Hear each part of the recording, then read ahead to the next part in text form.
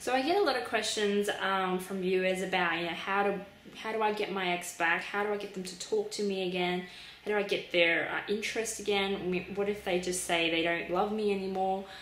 So I wanted to make a quick video on 3 very key things that you need to do right now if you want to get your ex back. So the very first thing you need to know is, first of all, you need to regain control of your emotions.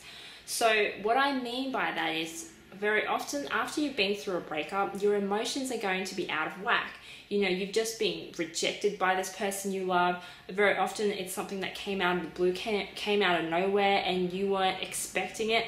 So you're going to be rather traumatized, and a lot of people tend to go into panic mode. So because they fear losing the thing that they love, like the person that they love. So what they'll tend to do is that, they'll try to get their ex back by begging them, by pleading with them, by buying them gifts, or by being overly nice or doing things that they probably should have done while in the relationship, and now they're trying to, get them back. So they're trying to make up for all those things.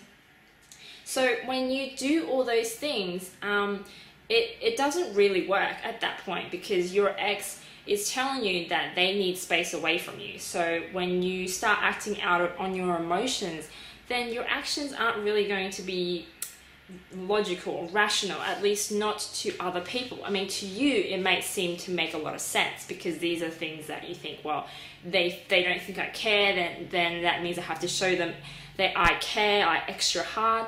But really, it doesn't really work, because like I said, these are your emotions doing the work, and your emotions are out of whack, so your actions aren't really going to be that effective. Okay, so the very first thing you need to understand is you need to calm down. You need to calm those emotions and gain control again of yourself, okay? So the very second thing is, at this point, you need to resist contact. So resisting contact is a bit of no contact, bit of limited contact, depending on what your situation is. So if you can't go strict no contact, which is where you don't contact them at all, if you can't do that, so if you're living together, you work together, you have kids together, though any of those situations, then you have to go limited contact instead. And all that means is that you're giving your ex plenty of distance.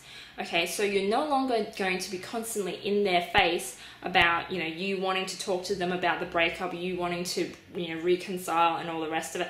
You're going to basically leave them alone, and you're going to do your own thing. You're going to focus on yourself, basically. Take all that energy you were putting on your ex and reflect it back onto yourself at that point. And this is where, it's very important to do this, because like I said, if your ex has broken up with you, then most likely they wanted that distance anyway, right? So if you're always in their face, then they're going to get annoyed. They're going to, you're going to upset them even more and push them away even more. So it's important to allow that space between you two, for you to think back on the relationship, and for you to gain your emotional control as well. So it's a win-win for both of you.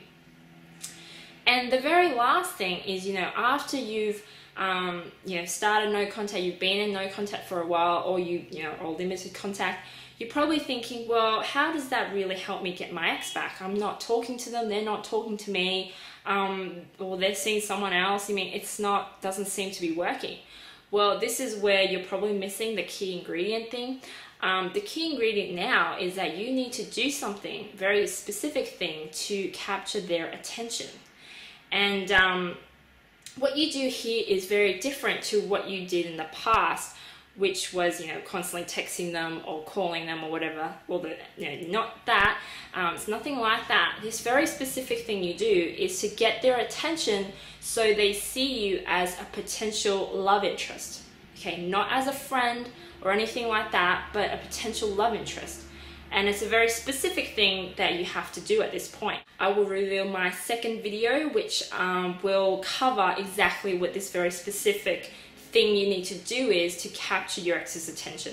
And this is something I think a lot of people don't know about or don't know how to do correctly, and this is probably why it's setting them back. So that's something that I'll cover in the next video. So I'll see you there.